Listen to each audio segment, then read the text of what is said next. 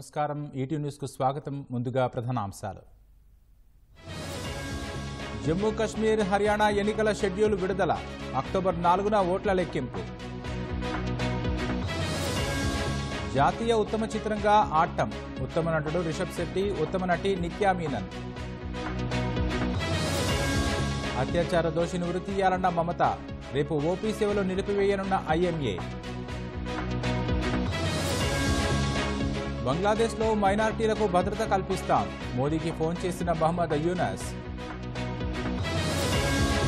SSLV D3 ప్రయోగం విజయవంతం కక్షలో చేరిన EOS-08 ఉపగ్రహం